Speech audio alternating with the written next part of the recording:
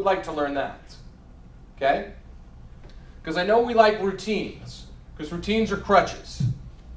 Routines will teach you how to approach, but if you don't listen during the routine, you become a stand-up act. I used to be a stand-up act. I used to go out and meet women. I'm 45 years old, okay? It's taken a long time to figure all this stuff out, okay? But in my 30s, after one of my relationships disappeared, right, I became a stand-up act. I entertained women. Dun, dun, dun, you know, it's like I'd walk in, give them 5 or 6 great minutes, not listen to a word they said, they'd all be laughing, and you know what? Half of them wouldn't call me back. Why? Because I was a stand-up act. Because that's what a routine does. But to make approaches, I've got a product that's coming out when you guys come to my site, okay? It's 25 of the best approaches, follow-up, and how to close her. But every one of those approaches you can make your own, because they're just examples in everyday situations that you can create your own powerful stories around it. For instance, do you ever play tic-tac-toe? How would you like to play tic-tac-toe with a woman you just met in a supermarket? I'd like to know how to play tic-tac-toe with a woman in a coffee shop. It's amazing. There's so much condensation out there, right? You ever see a woman getting ice cream? Right? How many of you have seen a woman getting ice cream and you wanted to meet her? What did you think? Did you think like, wow, do you like chocolate ice cream? Boring, right? Hi, do you like chocolate ice cream? You know, I mean, it's boring. How would you like to get her really excited? How would you like to make her so excited to share that ice cream with you that night? It's called playing a game. Women love games. They love games. You ever go to Target, see a cute girl, you take the Nerf football, and you look at her and go, catch! And you throw it to her. What is she going to do? Drop everything and catch the ball. It's about a game.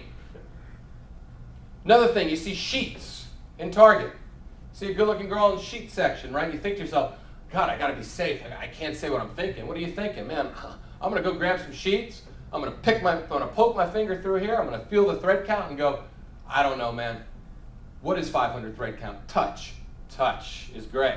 So she'll stick her finger through the hole. You see where I'm going in this thing, right? It becomes instant seduction.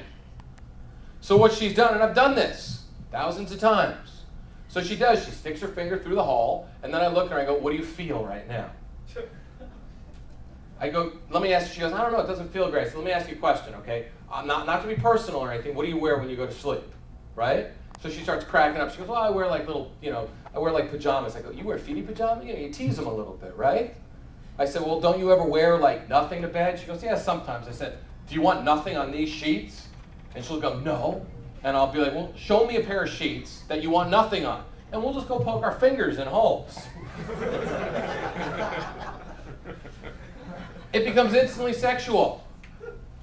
You're in the market. A woman's looking at ice cream. She opens the freezer, right? The freezer condenses over.